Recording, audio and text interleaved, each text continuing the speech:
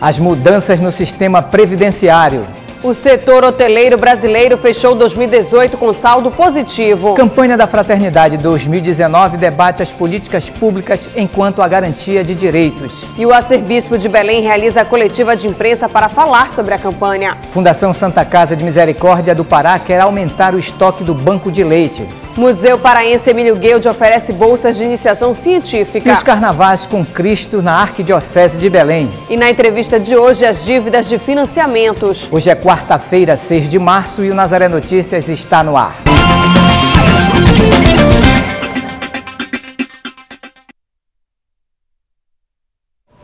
Começamos o Nazaré Notícias de hoje falando de aposentadoria. Na última semana, a Presidência da República levou ao Congresso Nacional a proposta de reforma da Previdência. A emenda prevê uma série de mudanças no sistema previdenciário e promete uma redução nos gastos públicos referentes ao benefício. Reforma da Previdência. O termo não é incomum, mas tem gerado uma série de dúvidas e especulações no Brasil, principalmente depois que o presidente do país, Jair Bolsonaro, encaminhou ao Congresso Nacional no último dia 20 de fevereiro uma proposta de emenda constitucional que prevê inúmeras mudanças no sistema previdenciário, como a extinção da aposentadoria apenas por tempo de contribuição, aumento na idade mínima estabelecida para mulheres e mudança na forma de contribuição. De acordo com o texto, quem recebe menos, paga menos. Quem recebe mais, paga mais.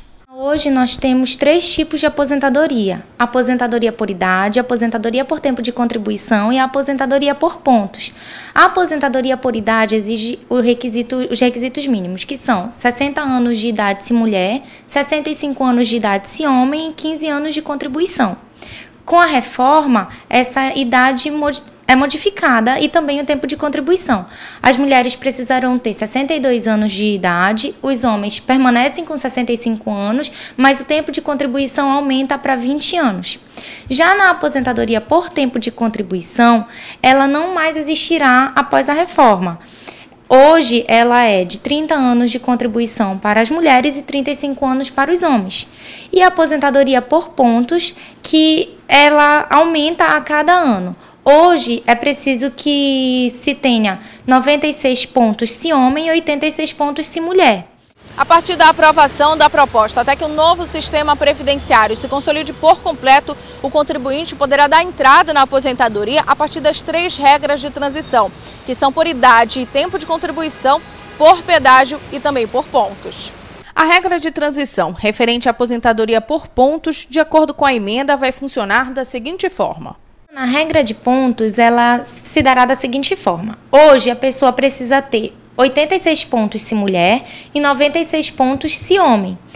Com a regra, esses pontos aumentarão em 1 ponto a cada ano, até chegar em 100 pontos para as mulheres e 105 pontos para os homens. Com relação à aposentadoria por idade, mas o tempo de contribuição, a proposta é outra. Não vai mais existir a aposentadoria só por tempo de contribuição. Então, o segurado vai precisar comprovar 35 anos de contribuição se homem, 30 anos de contribuição se mulher e mais a idade mínima, que no caso vai começar com 56 anos para as mulheres e 61 anos para os homens, aumentando 6 meses a cada ano até chegar em 65 anos os homens e 62 anos as mulheres. Sobre a regra de transição referente à aposentadoria por pedágio. O pedágio, ele vai se aplicar a quem já está próximo a se aposentar e faltando apenas 2 anos. Nesse caso, o segurado vai precisar cumprir 50% do tempo que falta para ele se aposentar. E aí, nesse caso, haverá incidência do fator previdenciário. A emenda também prevê mudança na aposentadoria rural. Atualmente, a idade mínima para trabalhadores do setor é de 55 anos para mulheres e 60 para homens, com tempo de atividade rural de pelo menos 15 anos. Com a reforma, a idade mínima para aposentadoria de homens e mulheres passa a ser de 60 anos, com tempo mínimo de atividade de 20. A aposentadoria por incapacidade também ganha alterações. O benefício de incapacidade, que hoje ele é concedido às pessoas em condição de miserabilidade, que é medida pela renda mensal per capita da família, que deve ser inferior a 1/4 do salário mínimo. Esse benefício hoje é de 1 salário mínimo. Com a reforma, será no valor de R$ 400 a partir dos 60 anos, até que a pessoa complete 70 anos. A partir dos 70 anos será de um salário mínimo. Mas tudo isso ainda são propostas, que só irão valer depois de passar por um longo processo legislativo. Como a reforma busca alterar o texto constitucional, então ela vai passar por um longo caminho legislativo. Primeiro, ela vai passar pela Comissão de Constituição, Justiça e Cidadania, para depois ser aprovada por uma comissão específica, para ir ao plenário, para só depois ser levada ao Senado. Então, ela precisa ser aprovada por 3/5 dos votos nas duas casas em 2 turnos de votação. Então, é um processo longo que provavelmente trará ainda muitas alterações ao longo do caminho no texto.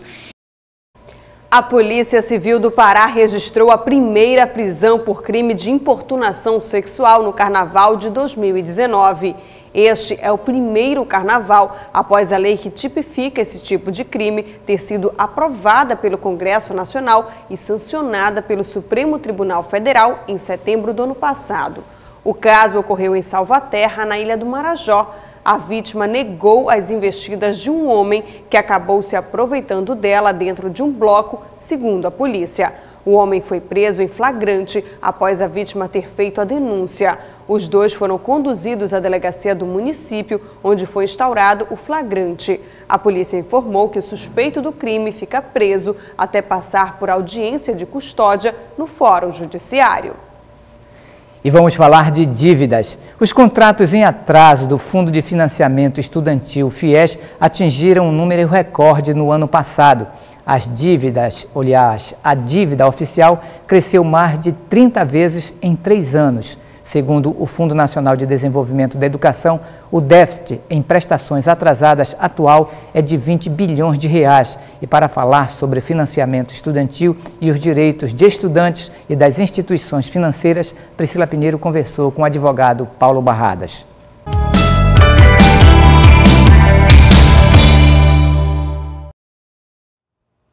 Isso mesmo, no nosso quadro de direitos de hoje, nós vamos esclarecer algumas dúvidas dos universitários que têm dívida com bancos mediante a contratação do financiamento estudantil. Quem vai esclarecer nossas dúvidas é o advogado Paulo Barradas, que está aqui conosco. Doutor Paulo, muito obrigada pela sua participação.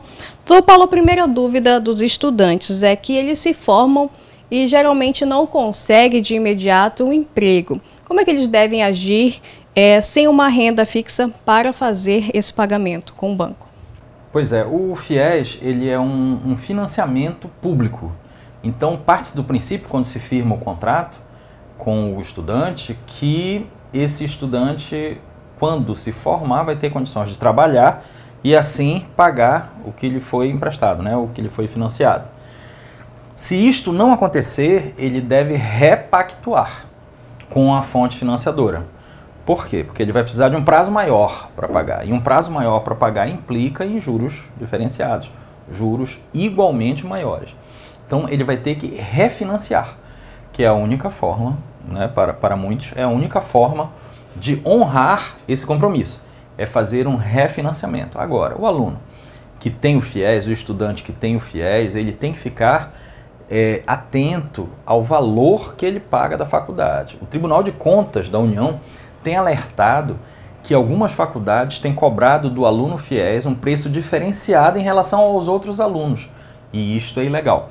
E se isto ocorrer com o estudante que está inadimplente, que não conseguiu pagar, ele pode contestar em juízo esse valor, dizer o seguinte: eu quero pagar, mas eu quero pagar o valor justo, o valor correto. A faculdade, a universidade, não tem por que alterar o valor desses para esse estudante, visto que ela vai receber o dinheiro do poder público. O poder público vai pagar para depois se ressarcir.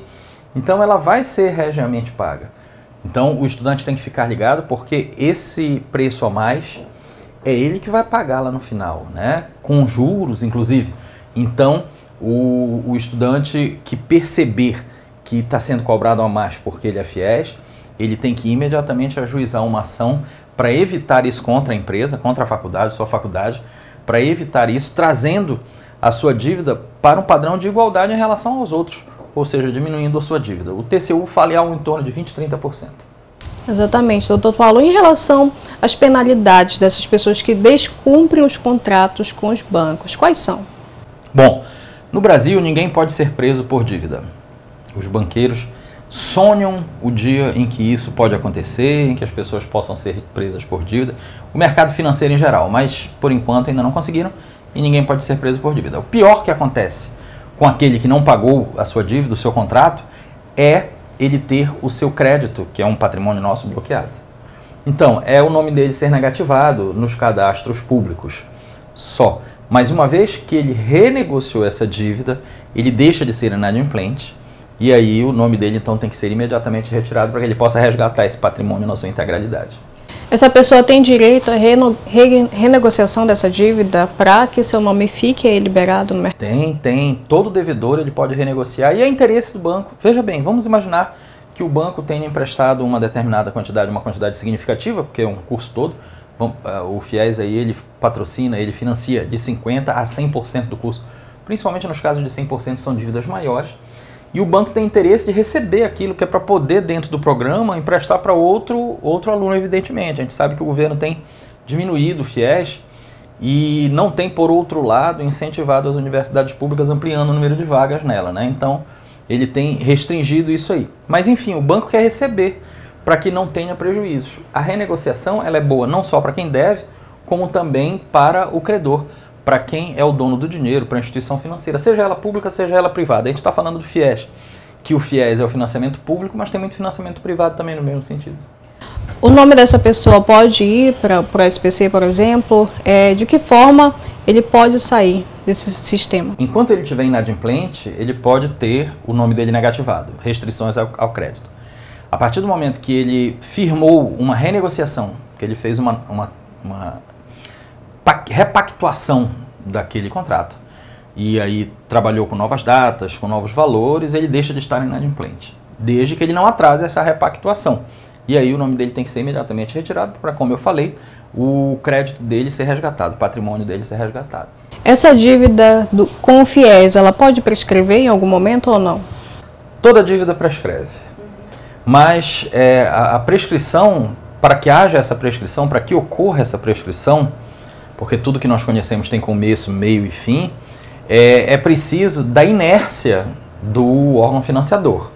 E o agente financiador, ele certamente, antes da prescrição, ele vai fazer uma cobrança judicial, ele vai ajuizar para evitar essa prescrição.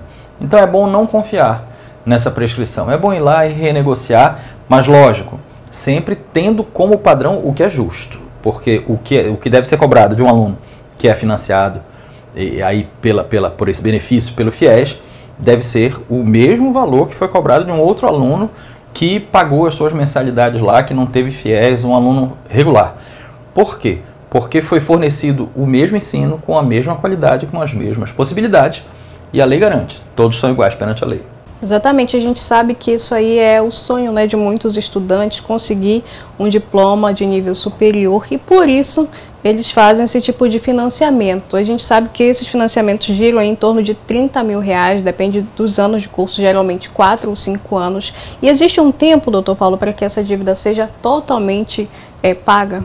Depende do preço do curso também, né? Alguns cursos são mais caros do que o outro porque demandam uma infraestrutura bem maior. Na verdade, o governo federal, existem financiamentos de bancos privados também, não é disso que estamos tratando. Mas para além desses, existem as formas do governo federal, as formas públicas, que é o ProUni. O ProUni é bolsa, que vai de 50% a 100%. Tem o FIES é financiamento. Então, o governo federal vai pagar, mas depois vai receber. Por isso que se diferencia do ProUni. E esse financiamento pode ser de 10% até 100% do curso. E tem o SISU, que o SISU é a habilitação do aluno para a universidade que já é pública, né? Então, a depender do contrato, ele vai ter um prazo para começar a pagar, porque tem cursos que são maiores do que outros, e sempre o norte desses contratos vai ser o tempo de curso. Vai ser a partir de quando ele tem a faca e o queijo na mão, vamos usar a expressão, para trabalhar e, portanto, poder pagar o seu estudo. E cada contrato vai ser um contrato diferente, a depender do tempo do curso, a depender do valor, a depender das garantias que ele seja obrigado ou não a oferecer, cada contrato será um contrato diferente. E todo contrato, evidentemente, deve ser honrado, porque aquele que gozou do bônus deve arcar com o ônus para que a situação seja justa e para que ele possa possibilitar, quando ele retorna com aquele investimento que foi feito nele, que esse mesmo investimento seja feito em outro estudante, que vai ter um novo financiamento, que vai ter uma nova repactuação no final e que depois vai propiciar outro ainda, para que não ocorra nenhuma injustiça da pessoa só se beneficiar ou da pessoa pagar além do que deveria, para que seja absolutamente justo. Então, a orientação, doutor Paulo, é que essa pessoa procure a instituição financeira onde ela fez o contrato e possa aí conseguir pagar, né? Renegociar Exato. É uma das saídas. Renegociar é a melhor de todas as saídas, com todo o cuidado do mundo. Antes de renegociar, observe o montante do seu curso, o valor do seu curso. O que você pagou lá está sendo o mesmo que os seus colegas pagaram? Verifique o juro que é aplicado. O juro desse tipo de financiamento, que é financiamento estudantil, é menor do que o juro de mercado. Então tem que olhar lá no contrato qual foi o juro que foi pactuado, para que não seja cobrado para além dele. E faça uma renegociação com segurança. Eu posso pagar X por mês, posso começar já a pagar esse mês, mas um pouco menos do que eu devia, enfim, ou um pouco menos do que eu me propus a pagar, dentro das suas condições, de uma forma realista.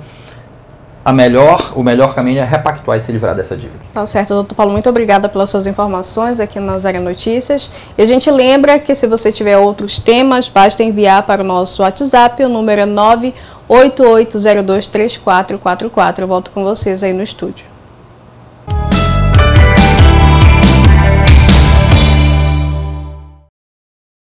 E vamos falar de economia. O setor hoteleiro brasileiro fechou o último ano com saldo positivo, empurrado pelo turismo. Para 2019, as expectativas são as melhores. É o que aponta uma pesquisa do Ministério do Turismo, divulgada na última semana.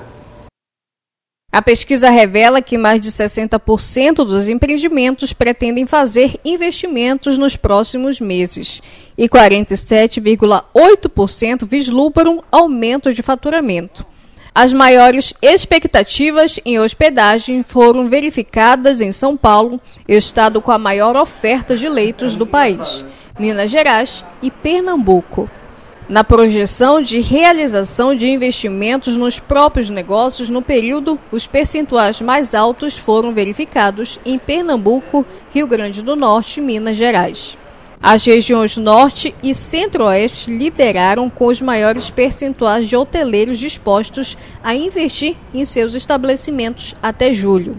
As demais regiões apresentam índices menores, como o Sudeste, Nordeste e Sul. No seu bairro existe saneamento básico, postos de saúde ou até mesmo segurança? Tudo isso faz parte dos direitos previstos na Constituição brasileira. A campanha da Fraternidade vai aprofundar o que são as políticas públicas enquanto garantia de direitos. Refletir sobre políticas públicas é essencial para entendermos a maneira como elas atingem os diversos níveis da sociedade. As políticas públicas são ações e programas desenvolvidos pelo Estado para garantir e colocar em prática os direitos que são previstos na Constituição Federal e em outras leis. Políticas públicas são as ações do Estado a fim de retornar com benefícios para a população aqueles impostos que são pagos por todos nós.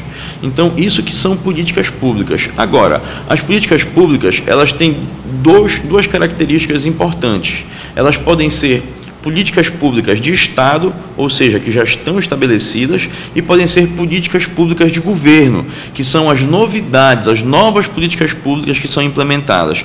Em alguns casos, os projetos de lei são criados pela iniciativa popular com a ajuda dos cidadãos, ou pelo Poder Legislativo. Existem políticas públicas que vêm do Poder Legislativo, por exemplo. No entanto, as políticas públicas que vêm do Poder Legislativo, elas não podem criar despesas no orçamento para o Estado. Já o Poder Executivo, como o próprio nome diz, executa, é ele quem pode fazer as despesas e assinar ser o dotador orçamentário dos gastos do Estado. Então existem várias maneiras, tanto do legislativo quanto do executivo, assim como a própria população, na medida em que uma determinada comunidade é abalada por um empreendimento, ela solicita uma audiência pública, pede apoio político, elabora um projeto de lei, consegue assinaturas e a partir daí esse projeto de lei é votado e pode acabar se tornando uma lei, tal qual é o exemplo da lei da ficha limpa. Esse é o Wellington. Ele é coordenador do projeto Periferia em Foco, uma iniciativa de mídia alternativa que visa, entre outros, divulgar as ações das periferias. O Periferia em Foco ele é um coletivo de comunicação popular que nasceu em 2016 e o principal objetivo é mostrar o lado bom da periferia, as boas práticas que estão acontecendo nas nossas periferias aqui da região metropolitana de Belém. A campanha da Fraternidade desse ano traz como tema Fraternidade e Políticas Públicas. O objetivo é estimular a participação da sociedade na elaboração e fiscalização de políticas públicas, além de fortalecer a cidadania e o bem comum, sinais da fraternidade. Afinal, é com a elaboração de planos e ações que a população brasileira pode ter direito à saúde, segurança e educação. Nosso país ainda é um país em desenvolvimento e, apesar dos esforços, vamos dizer assim, muitos problemas tem na política, mas as soluções também estão dentro da política. Portanto, que um determinado governo estabeleça uma política justa para a população, mas até que esse benefício chegue lá na ponta, tem todo um processo, que muitas das vezes o dinheiro acaba sendo desviado, a obra acaba sendo superfaturada e, no final das contas, todo aquele volume de recursos destinado para resolver um problema social acaba indo pelo ralo. Infelizmente, essa é a realidade. No entanto, esses problemas todos que nós temos acompanhado no Brasil, a gente percebe uma mudança no país, uma mudança de mentalidade e uma mudança de posicionamento do próprio eleitor, que era muito passivo nas campanhas anteriores, e com o advento da internet e do advento do mundo virtual e da participação nas redes sociais, esse eleitor é muito mais ativo, e não somente no período eleitoral, mas no período pós-eleitoral também. Na contramão das ausências do Estado, a própria população cria projetos que beneficiem as comunidades. Nós divulgamos muitas ações da cabanagem, mas o Periferia em Foco não é da cabanagem, a gente divulga as periferias e divulga as coisas boas que estão acontecendo automaticamente. Dentro do bairro da cabanagem, eu costumo dizer que o único projeto de políticas públicas onde você vê o braço do Estado presente é dentro da Cristo Redentor, através do projeto Música e Cidadania da Fundação Carlos Gomes. Infelizmente, essa é a única presença do poder público, assim como projetos sociais voltados para jovens, porque eu particularmente sou fruto de um projeto social e eu tenho certeza que essa problemática não é só do bairro da cabanagem. Quando se fala em políticas públicas, temos que entender que existem vários segmentos. Os de âmbitos sociais são os que mais ganham destaque. Os cidadãos podem e devem acompanhar o que está sendo feito por melhores medidas. Nós sabemos que temos problemas na democracia, mas é melhor uma democracia ruim do que uma tirania. Portanto, nós não podemos perder as esperanças. Existem políticos honestos, sim, no nosso país. Existem políticos comprometidos com os interesses da população. E isso não pode ser esquecido. As pessoas têm o direito de ir na Câmara de Vereadores, de ir no Parlamento Estadual, que é a Assembleia Legislativa, exigir os seus direitos. Mas para que isso aconteça, é necessário um nível de organização que seja responsável, não pedindo coisas que não podem ser executadas, mas que tenha a ver realmente com as demandas daquela população e que possa acreditar em outras instituições que não a política. Existem outras instituições que também podem fazer esse trabalho e a CNBB, a Confederação Nacional dos Bispos do Brasil, é uma prova disso, e a campanha da fraternidade, uma das expressões dessa maneira de se fazer política de uma forma responsável, sem ir para o enfrentamento, mas trabalhando com a sensibilização através de argumentos e através da verdade, claro. Para o Wellington, é primordial que as ações do Estado cheguem às periferias, não apenas como intervenção, mas também na aplicação de práticas sociais e educacionais, pois são essas que formam e dão oportunidades. Política pública no bairro da cabanagem e das periferias, ele é de suma importância, porque quando você tem a ausência do Estado, você tem a presença de outras coisas que eu não vou citar, a gente conhece muito bem. onde muitos jovens não têm oportunidade e, por falta dessa oportunidade, eles são captados para outros meios. Então é de suma importância, principalmente o governo que assumiu novo, que atue nas periferias, não só com a prevenção. A prevenção ela é muito importante, mas não se combate só com polícia. Tem que ter projeto de esporte, cultura, lazer. Desde a última semana foram flexibilizadas em Macapá as formas de pagamento de multas de trânsito na cidade. A partir de agora, os motoristas têm a possibilidade de quitar o débito no cartão e parcelar a dívida. Juliana Brito tem mais informações. Os débitos podem ser pagos à vista ou parcelado de 2 a 12 vezes com a cobrança de juros definida pela entidade financeira do cartão. O pagamento inicial deve ser realizado na sede da Companhia de Trânsito de Transporte de Macapá, que fica na rua Minas Gerais, número 32, no bairro Santa Rita. Juliana Brito para o Nazaré Notícias. Participe da produção aqui do Nazaré Notícias. Envie para nós sugestões de entrevistas ou de reportagens para o nosso WhatsApp. O número é o 98802-3444. E ajude os meios de comunicação da Arquidiocese de Belém. Seja mais um e faça parte da família Nazaré. Ligue 4006-9211. E você acompanha ainda nesta edição. A Arcebispo de Belém realiza a coletiva de imprensa para falar sobre a campanha da fraternidade. Fundação Santa Casa de Misericórdia do Pará quer aumentar o estoque de banco de leite. Museu Paraense Emílio Gueldi oferece bolsas de iniciação científica. Voltamos com Nazaré Notícias e agora vamos falar da campanha da fraternidade. Todos os anos, desde 1964, a Conferência Nacional dos Bispos do Brasil apresenta a campanha da fraternidade. Hoje, pela manhã, o arcebispo de Belém, Dom Alberto Taveira Correia, realizou uma coletiva de imprensa para falar sobre a campanha deste ano. No início da entrevista coletiva com a imprensa, o arcebispo de Belém, Dom Alberto Taveira Correia, leu uma mensagem enviada pelo Papa Francisco sobre a campanha da fraternidade deste ano, que traz como tema fraternidade e políticas públicas. Eu inicio essa conversa com a breve, mas muito consistente mensagem recebida agora de manhã da parte do Papa Francisco. Com o início da Quaresma, somos convidados a preparar-nos, através das práticas penitenciais do jejum, da esmola e da oração, para a celebração da vitória do Senhor sobre o pecado e a morte. Para inspirar, iluminar e integrar tais práticas como componentes de um caminho pessoal e comunitário em direção à Páscoa de Cristo, a campanha da fraternidade propõe aos cristãos brasileiros o horizonte das políticas públicas.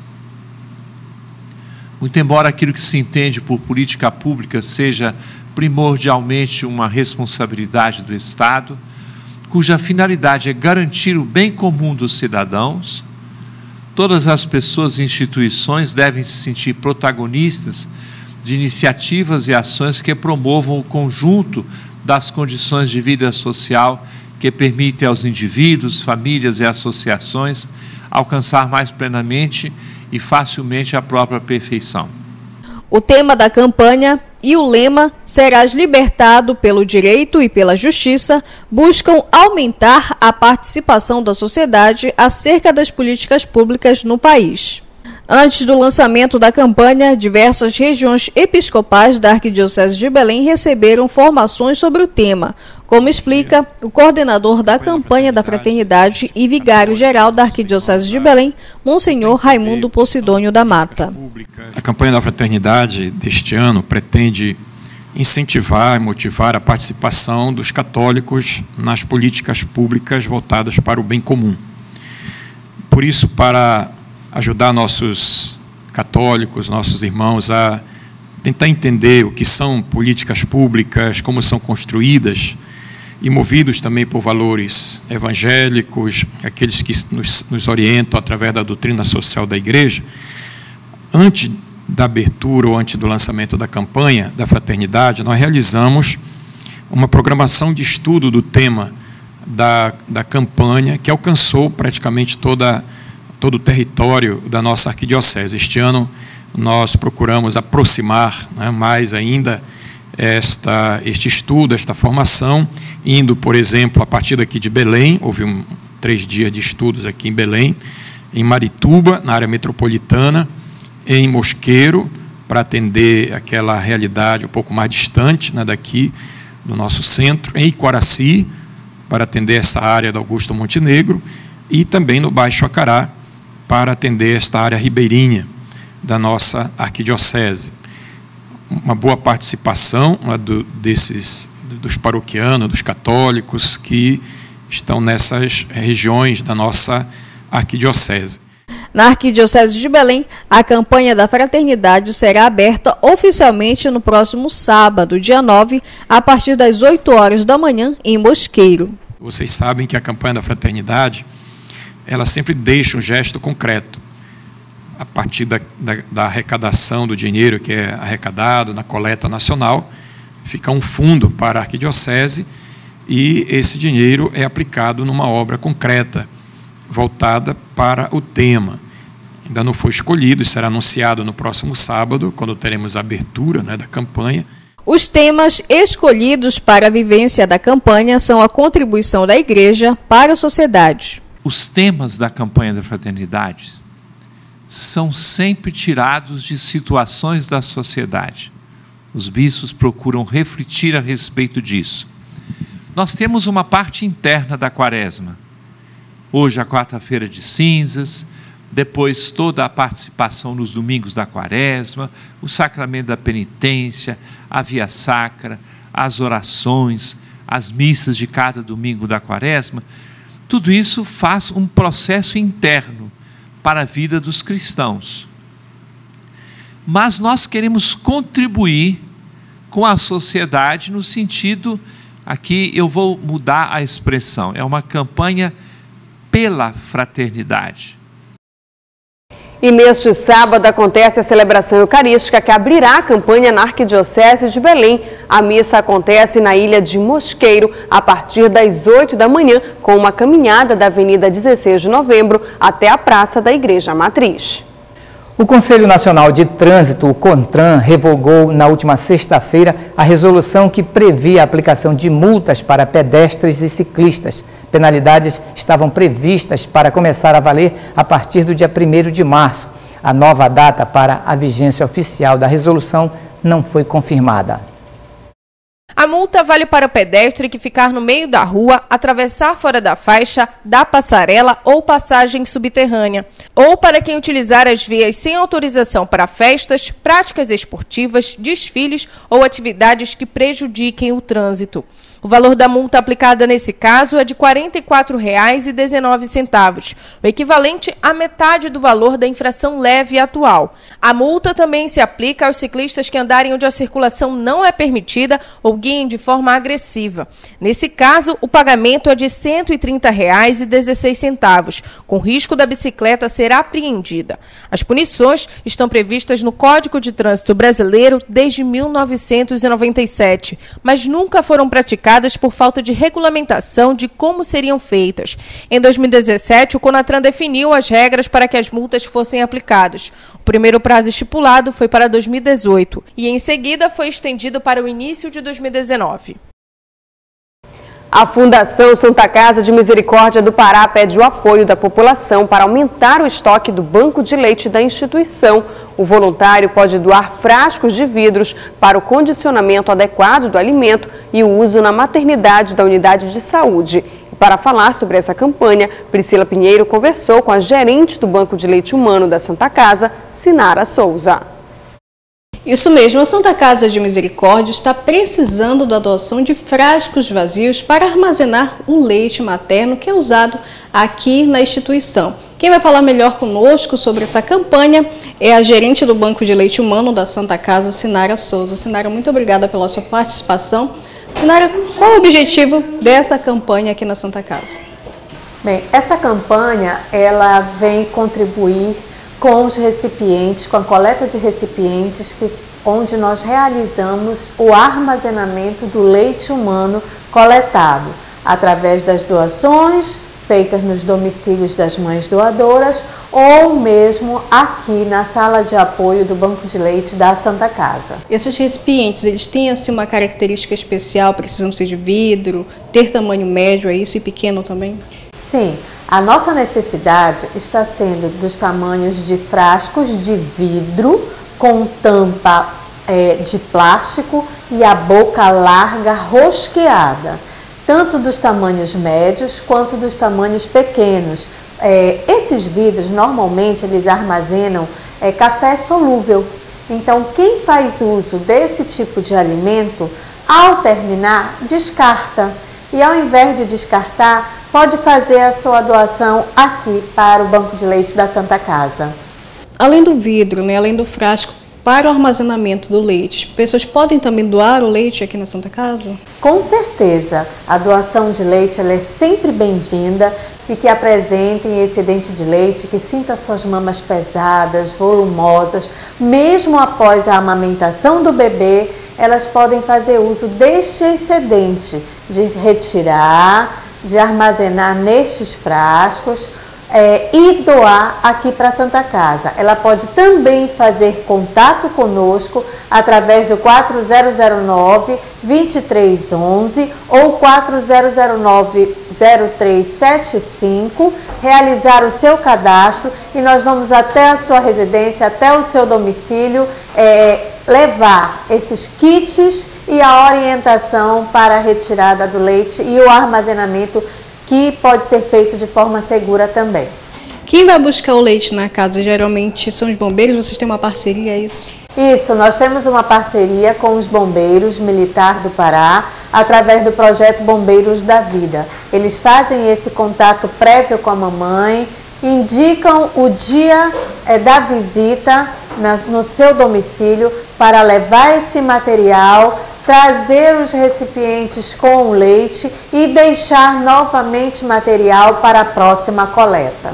Sinara, agora é importante a gente lembrar que esse leite é usado aqui na instituição, para as crianças que são recém-nascidas que estão aqui internadas. Isso. Todo o leite coletado, ele é utilizado para os bebês que estão internados aqui na unidade neonatal da Santa Casa, principalmente os recém-nascidos prematuros. Sinara, para a gente encerrar a nossa entrevista, esses vidros que vão ser doados, eles são limpos aqui? Toda a esterilização dele é feita aqui também na Santa Casa?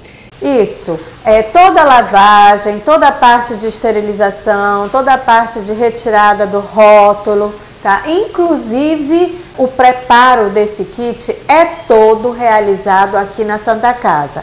O doador, ele não precisa limpar, ele não precisa lavar, tá? E se ele tiver acima de 5 frascos, ele pode ligar e no momento da rota, no momento em que os bombeiros estiverem passando pelo bairro, ele pode fazer essa coleta e trazer aqui também. Ou também ele pode deixar aqui na nossa recepção da Santa Casa, que será bem-vindo. Certo, Sinara, muito obrigada pelas suas informações. E se você tem aí em casa frascos vazios no tamanho de 250 ml ou 100 ml, traga aqui para a Santa Casa, essas crianças agradecem, pois elas precisam se alimentar do leite materno. Eu volto com vocês aí no estúdio. Nesta terça-feira, 10 pessoas foram autuadas em flagrante por dirigirem sob efeito de álcool no município de Acará, no nordeste do Pará. E de acordo com o balanço parcial do Detran aqui do Pará, 2 delas foram presas e encaminhadas para a delegacia local. A Operação Carnaval Seguro atuou ainda 35 condutores que fizeram ultrapassagens não permitidas e 200 que estavam com excesso de velocidade. Os agentes também recuperaram um veículo roubado. Um acidente foi registrado no quilômetro 49 da rodovia PA 483 e não houve mortes. Os danos foram materiais. Estão abertas as inscrições para a seleção de candidatos para o Programa Institucional de Bolsas de Iniciação Científica do Museu Paraense Emílio Gueldi. São 15 vagas ofertadas com bolsas de estudos para os candidatos. Para participar, os candidatos devem enviar as suas propostas de trabalho até o dia 8 de março. Juliana Brito tem mais informações. Para participar da seleção do programa, os interessados devem estar matriculados em algum curso de graduação, não ter mais de 2 reprovações no histórico escolar e não ter nenhum vínculo empregatício. Além disso, os candidatos precisam submeter um projeto de pesquisa associado ao Museu Paraense Emílio Gueldi, com intenção de publicação. Entre os documentos necessários para a inscrição estão formulário de inscrição preenchido pelo candidato, comprovante de matrícula no curso de graduação com o semestre que cursa, histórico escolar atualizado, número do CPF e link do Lattes. Toda a documentação deve ser enviada junto com o subprojeto de pesquisa em formato PDF para o e-mail pibic@museu-guild.br. O envio deve ser feito pelo professor orientador do estudante. Para mais informações, acesse www.museu-guild.br. Juliana Brito para o Nazaré Notícias. E o resultado da seleção será divulgado a partir do dia 13 de março. Dia 8 de março comemora-se o Dia Internacional da Mulher, mas em Rondônia o número de medidas protetivas para mulheres vítimas de violência em Porto Velho subiu nos últimos 3 anos. Segundo o levantamento do Ministério Público do Estado, mesmo com 2 anos de queda, foram mais de 7.000 medidas concedidas desde 2014. De 2014 até setembro de 2018, mais de 7.000 medidas protetivas foram concedidas em Porto Velho, capital de Rondônia. Só em 2018 foram mais de 1.500 pedidos. Com relação ao número de denúncias em caso de violência contra a mulher, também houve crescimento. Em 2014 foram feitas 971 denúncias ao judiciário. Em 2018, o número subiu para 2.068. A medida protetiva garante desde o afastamento do agressor do lar até a colocação da vítima e de seus dependentes em um lugar seguro e, em alguns casos, pode ser renovada.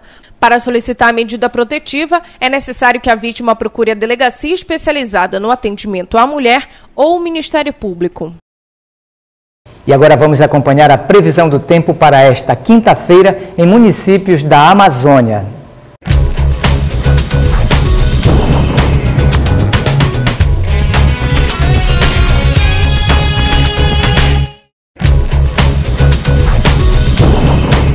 Deve continuar chovendo na região metropolitana de Belém. No município de Ananindeua, o dia amanhece encoberto, mas ao decorrer da tarde as chuvas devem aparecer.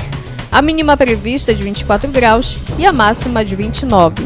No município de Breves, no Marajó, a previsão é de tempo parcialmente nublado com possibilidade de chuva a qualquer hora do dia. A temperatura varia entre 21 e 30 graus. Em Tangará da Serra, no Mato Grosso, durante a manhã, o céu deve ficar encoberto e estão previstas chuvas pela manhã e noite. A temperatura mínima é de 24 graus e a máxima não passa de 29.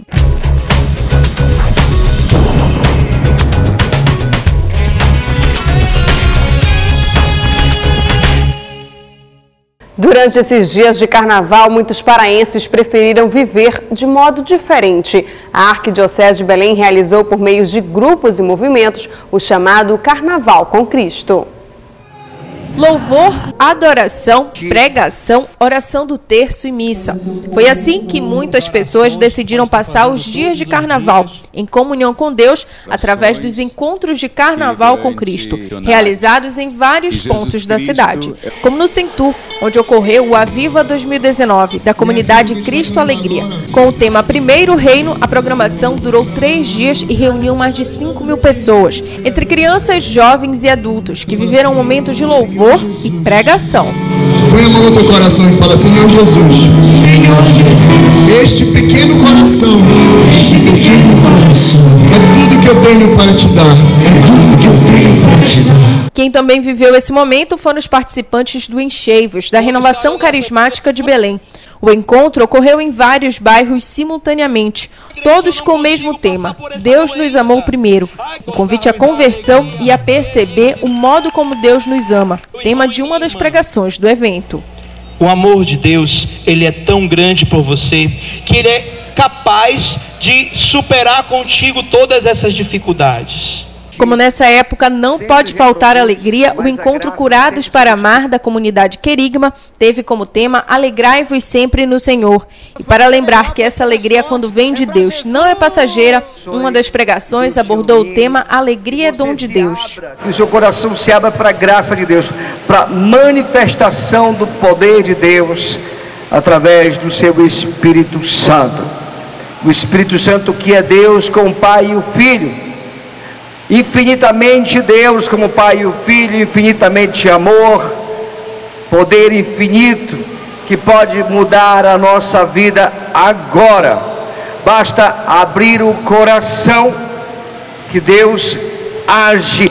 A comunidade Shalom também promoveu o encontro de carnaval, o Renascer. Com o tema Cristo é a Nossa Paz, o evento ocorreu nos bairros da Marambaia, em Belém, e no Coqueiro, em Ananindeua, com momentos de louvor, pregação e adoração ao Santíssimo Sacramento. Meu Pai, grande e forte, você que é amado por Deus, Filho de Deus, cheio de gratidão no teu coração. E essas foram as notícias de hoje. E para dar sugestões de entrevistas ou de reportagens, envie para o nosso WhatsApp. O número é o 988023444. E se você quiser rever nossos vídeos, acesse o Portal Nazaré, www.fundacionazaré.com.br, ou acesse a nossa página no Facebook. Ajude os meios de comunicação da Arquidiocese de Belém. Faça parte da família Nazaré. Ligue 4006-9211. E o Nazaré Notícias de hoje fica por aqui. A gente se encontra amanhã na próxima edição. Até lá. Até lá.